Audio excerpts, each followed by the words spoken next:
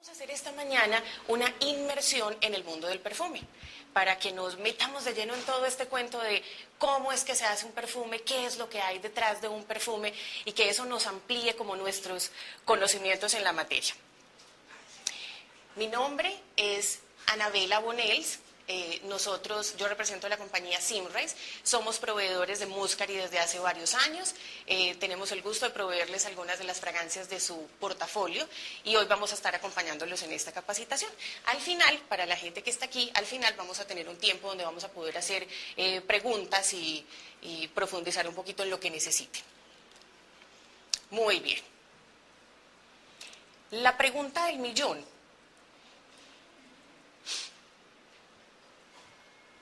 La pregunta del millón, ¿de dónde sale el perfume? Esas cosas tan deliciosas que vemos en esas botellitas y que nos acompañan parte del día oliendo tan rico, ¿de dónde sale? ¿A quién se le ocurre alguna idea del origen del perfume? De esencias florales, frutales. De esencias. Muy bien, muy bien. La palabra perfume viene del latín perfum, que significa a través del humo o del vapor. Entonces ustedes dirán, ¿y qué tiene que ver el humo o el vapor en este cuento de la perfumería? Muy sencillo. Nuestros antepasados, cuando descubrieron el fuego, se dieron cuenta que todos esos olores tan deliciosos que había en la naturaleza podían sacarlos a través del fuego. Cuando se quemaban las maderas, ese olor que esa maderita tenía, que ellos podían sentirlo así, pero decían, ¿cómo se lo saco a la madera? Cuando prendían fuego y lo quemaban, el olor empezaba a salir a través del humo. Por eso la palabra perfume se deriva del latín perfum, que significa a través del humo o del vapor. Ese es el primer chispazo que tiene el hombre para decir, sí hay una forma de sacarle el olor a esas cosas tan deliciosas que hay en la naturaleza. Hubo unas culturas muy importantes que hicieron aportes grandísimos para que la industria de la perfumería sea lo que es hoy en día. La primera cultura fue la egipcia. ¿Qué hicieron los egipcios? Ellos fueron los pioneros en crear perfumes, pero no los perfumes como los conocemos hoy en día, sino que eran una especie como de pastas, como de ungüentos, como de unas bases de ceras y de aceites en donde ponían ciertas florecitas, pétalos, tallitos, iban dejando que con el tiempo eso se impregnara del olor de esas flores y se lo aplicaban como ungüentos, eran como unas cremas, como unos aceites más bien, y se los aplicaban en todo el cuerpo. Luego vienen los griegos y dicen, venga, ¿qué tal si a esas florecitas le ponemos estas semillas y le ponemos este tallo y le ponemos estas ramitas y estas hojitas verdes y también le ponemos estas secas? Y empezaron a hacer combinaciones y se empezó a abrir el abanico de las posibilidades olfativas que tenían para desarrollar.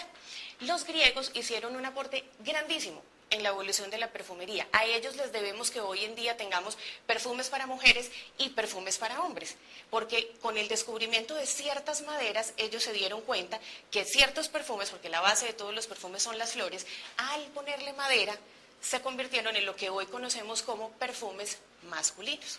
Entonces, a la cultura griega le debemos precisamente esa división de la perfumería por género.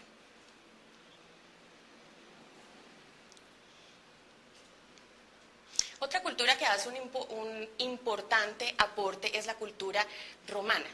Ellos, como buenos negociantes, empezaron a controlar puertos, a poner impuestos, pero también a impulsar la industria de la perfumería. Y dentro de Roma había provincias, como si dijéramos que, no sé, que aquí en Medellín el barrio X era el dedicado solo a la producción de perfumes. Entonces empezaron a crecer y a crecer y a crecer industrias que fabricaban perfumes. Decae todo este impulso que cogió la perfumería porque la Iglesia Católica condenó el uso del perfume en esa época. El perfume tiene una connotación de sensualidad y la Iglesia dijo, mujer que se perfuma igual a mujer de la vida alegre. Entonces ninguna mujer se quiso volver a perfumar. Eso duró varios tiempos hasta que cuando aparece el tabaco, el olor que el tabaco dejaba era tan molesto en la ropa, en el cabello, en los ambientes, que se hace lícito volver a utilizar el perfume como una manera de enmascarar esos malos olores que el tabaco dejaba. Y bueno, si recordamos en Europa en esa época, pues la rutina de aseo no es como hoy podemos gozarla, hoy en día aquí que podemos bañarnos todos los días, que tenemos cantidades de productos, de jabones. En esa época no, entonces casi que el perfume era el único cosmético que tenía que enmascarar todos los olores del cuerpo, eso incluye desde los pies hasta la cabeza. Bueno, América también hizo un aporte muy importante, sin saberlo. América, con el descubrimiento, se llevaron sustancias de aquí hacia Europa que en ese momento no se daban allá. El cacao, el bálsamo del Tolú, cantidades de sustancias que allá no se daban, se llevaron desde América y ese fue el gran aporte silencioso, digo yo, del continente americano para el desarrollo de la industria de la perfumería.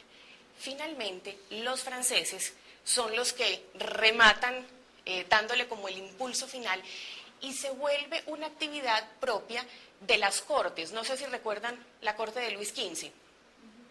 A la corte de Luis XV se le decía la corte perfumada. Ellos se encargaban de impulsar cantidades de industrias en la perfumería. Y así fue evolucionando hasta lo que conocemos hoy como industrias de perfumería.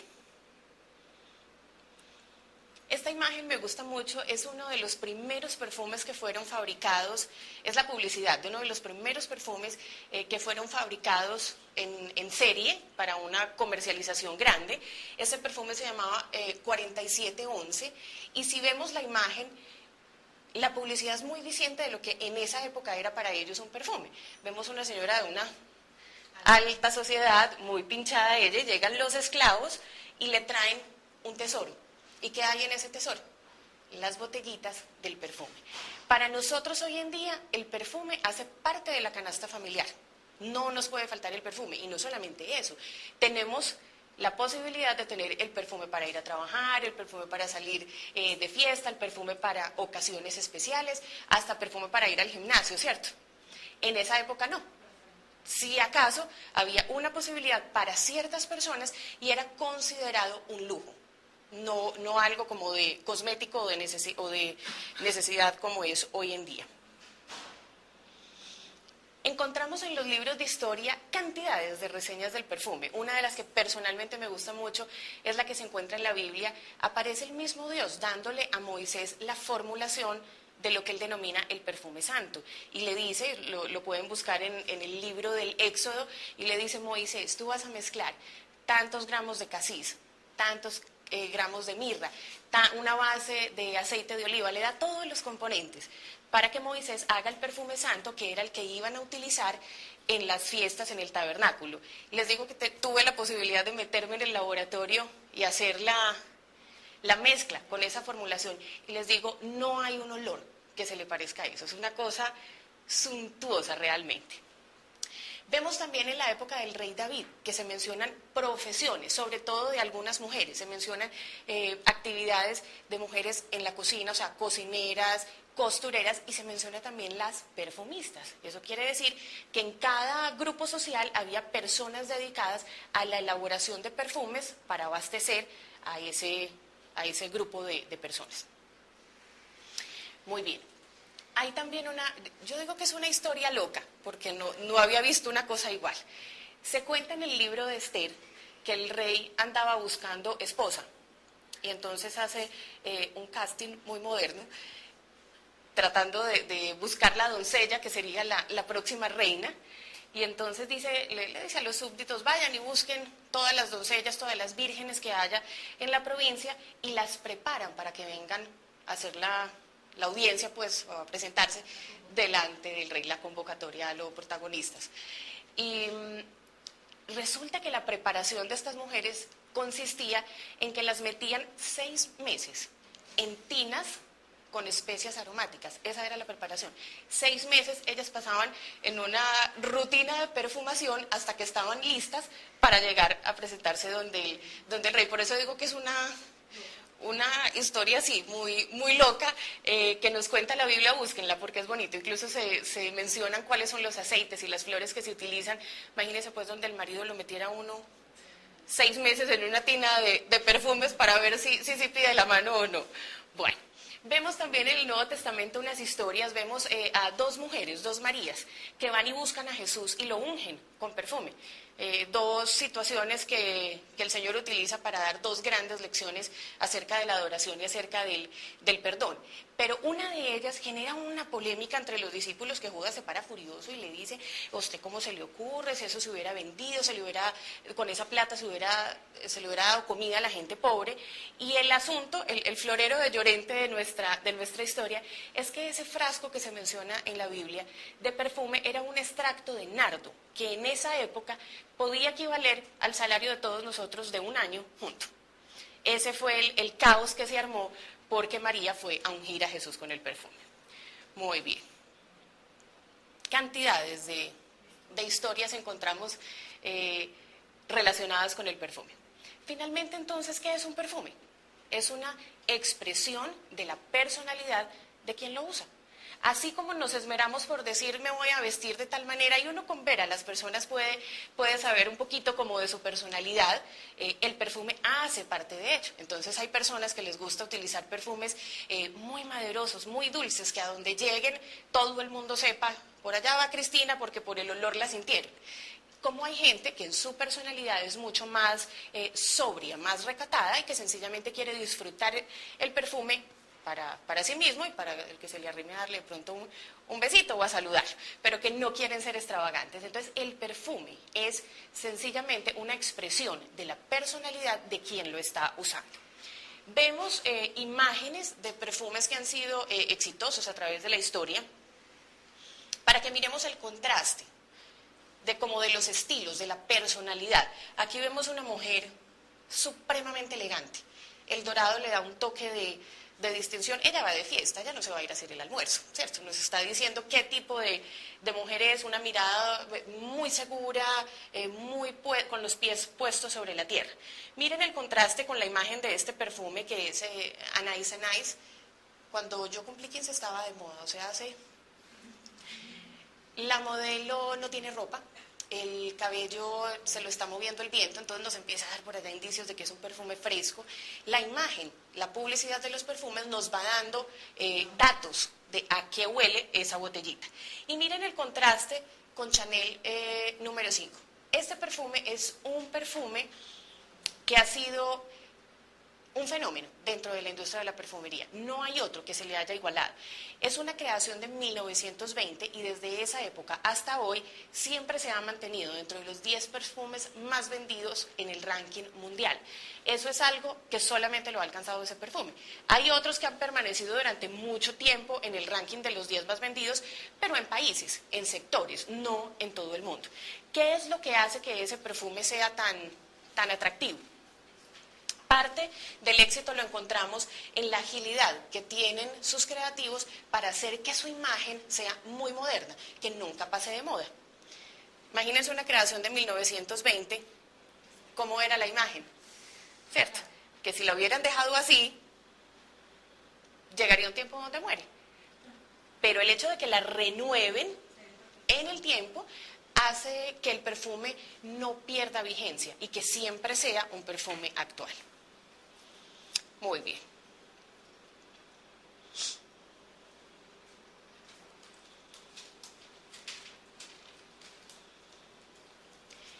Esta es una pregunta muy frecuente que nos hacen con relación a la perfumería, y es: ¿cuál es la relación entre la perfumería y la moda?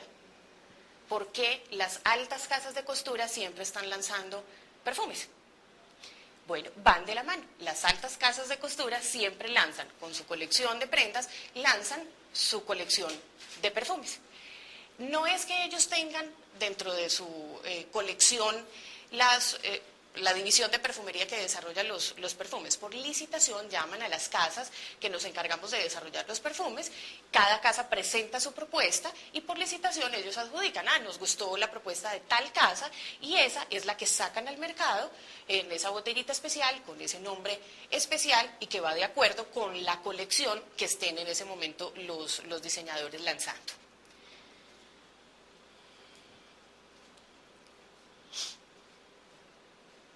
Muy bien, eso es a grandes rasgos un poquito de la historia de la perfumería. ¿Cómo es que funciona nuestra nariz? Porque si no entendemos cómo funciona nuestra nariz, no va a ser tan fácil hacer ventas exitosas de perfumería.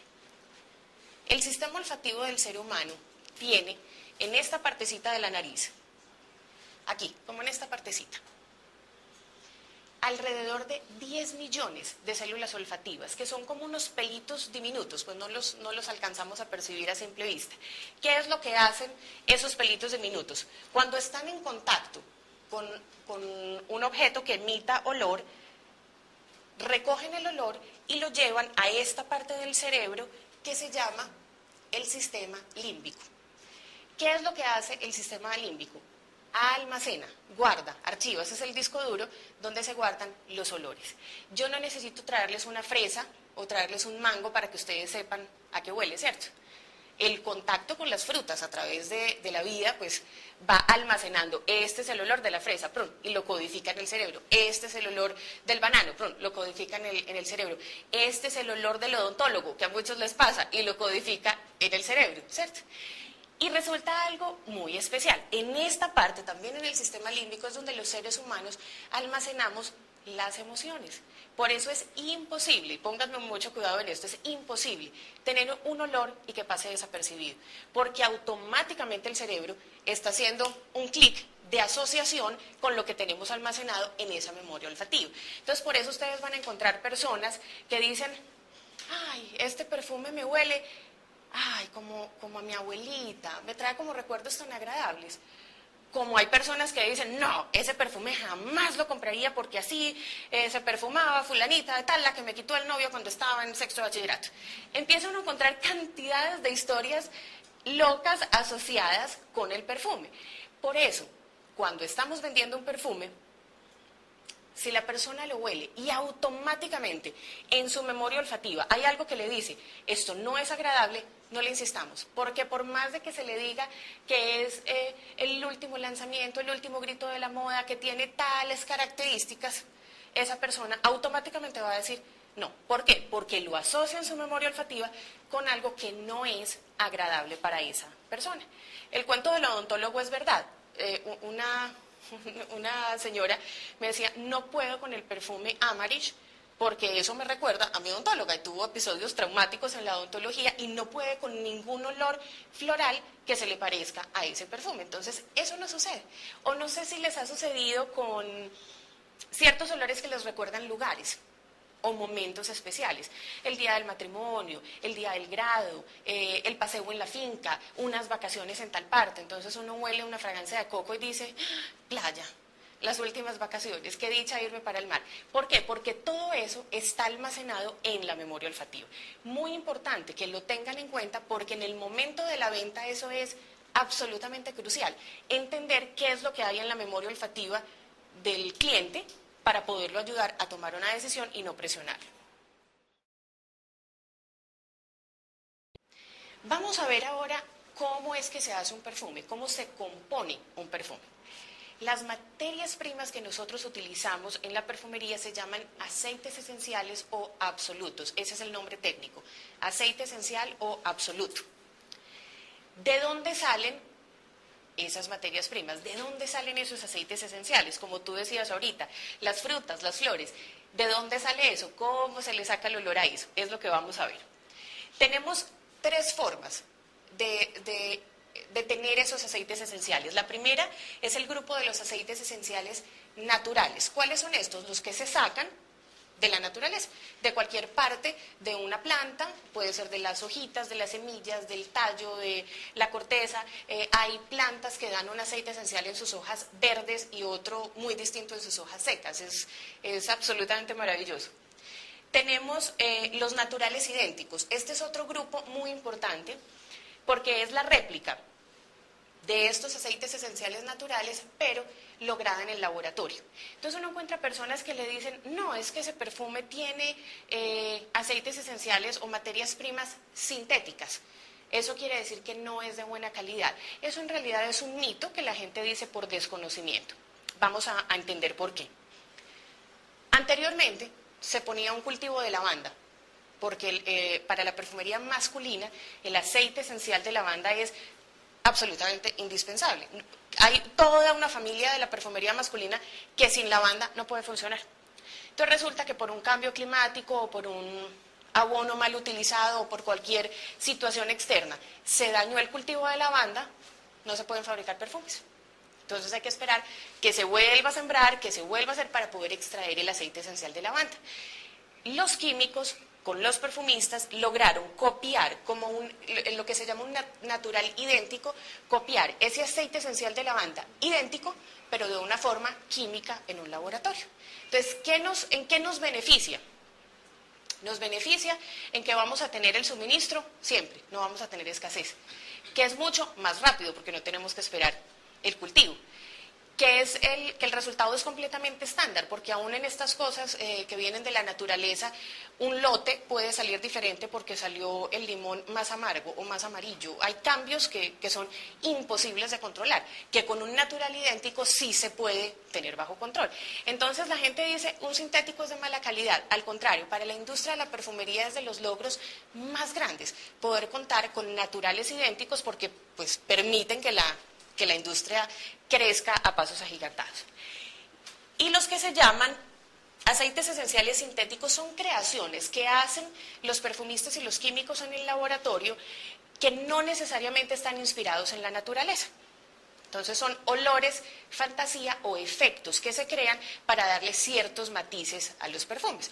Por ejemplo, de las últimas familias olfativas, que son las ozónicas, son familias que tienen dentro de su composición efectos de estos sintéticos que evocan metal, por ejemplo. Entonces uno dice, uy, pero ¿cómo un perfume va a tener un efecto metálico? Sí, lo tiene y es muy aceptado por los consumidores. Bueno. Decimos que la perfumería se considera un arte, más que una ciencia es un arte. ¿Por qué? Esta imagen que ustedes ven aquí se llama un piano de perfumería. Así como en la música, uno coge un piano o una guitarra y tiene 7 notas básicas para componer do, re, mi, fa. Y de esas 7 notas básicas, ¿cuántos géneros musicales existen? Una cantidad. En la perfumería sucede lo mismo, la diferencia es que no son 7 notas, sino más de 3.000. Entonces, imagínense el alcance que tiene esta industria tan absolutamente asombroso. ¿Cómo se hace una fragancia? El perfumista se sienta porque va a crear algo de su propia iniciativa o porque algún cliente le solicita, queremos un perfume para tal producto con tales características, ¿y qué es lo que él tiene? Una balanza, un beaker que es un frasquito, un mezclador de vidrio, y él empieza a componer, exactamente igual como sucede en la música. Entonces, desde allá ustedes deben estar viendo punticos, cada puntico negro de estos es una materia prima diferente. ¿Qué es lo que hace el perfumista? Se sienta a componer, entonces coge unas notas de rosa, con otras de jazmín, con otras de ylang ylang, y ahí tiene lo que se llama un acorde floral. Después le pone unas notas de bergamota, con unas notas de limón, ahí tiene un acorde cítrico, y empieza a mezclar acordes hasta que logra componer su perfume. Entonces, por eso decimos que se considera un arte. No cualquiera coge un instrumento musical y logra componer una canción, ¿verdad? Lo mismo sucede en perfumería. No cualquiera que se sienta en un piano de perfumería logra sacar un perfume que sea agradable, exitoso y con una aceptación masiva.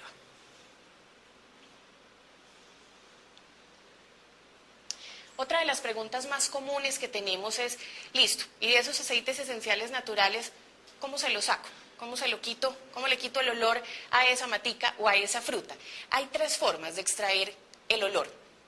La primera es la técnica del enflorado, la más antigua, la más costosa, la más demorada, la menos utilizada hoy en día.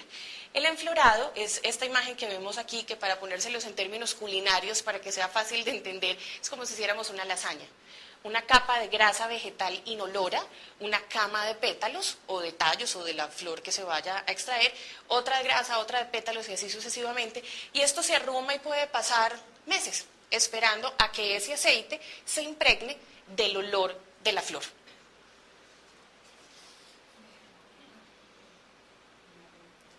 Otra técnica es la destilación por arrastre de vapor. Esta es la más utilizada. En términos coloquiales, ¿qué significa? Es como si pusiéramos unos pétalos al baño María. Entonces, empieza a salir el vapor, que es el que contiene el olor, y luego se pasa por un proceso de enfriamiento y ahí se desprende el vapor que lo llevó como vehículo y el aceite esencial que contiene el olor.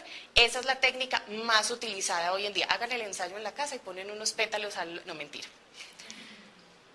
Bueno, la última técnica es la de expresión. Se utiliza solamente para los cítricos y como su nombre lo indica, consiste en exprimir. Piensen en una naranja. Usted le puede sacar el zumo, usted le puede sacar la pulpa, pero ¿dónde está lo que contiene el olor? En la cáscara. Y la única manera de sacarla es exprimiendo. Entonces son unas máquinas que primero la despulpan y luego cogen las cáscaras con un proceso de lavado especial y las exprimen hasta sacar todo el aceite esencial.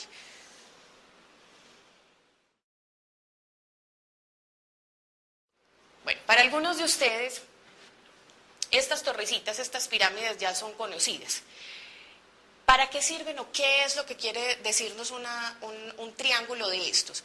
Los perfumes los graficamos en triángulos, ¿por qué? Porque su composición nos permite como tres grandes grupos de notas. Cuando hablamos de un perfume como los de Muscari, la fragancia de ese perfume, cualquiera de los de Muscari, tiene en promedio 250 componentes, 250 aceites esenciales que logran esa composición armoniosa para que ese perfume llegue a ser lo que es. Entonces, esos 250 tratamos los más predominantes, tratamos de graficarlos en un triángulo. Cuando yo destapo un perfume, siento un olor. Después de 2 horas estoy sintiendo una ligera variación. Después de 4 horas el perfume no me huele igual a como olía recién me lo apliqué. Y eso es normal. Es como una canción. Imagínense ustedes que escucharan una canción que sonara la misma nota, la misma estrofa durante 5 minutos. Sería absolutamente desagradable y cansona. Lo bonito de la perfumería es precisamente esos matices que van cambiando durante el tiempo que uno tiene el perfume aplicado.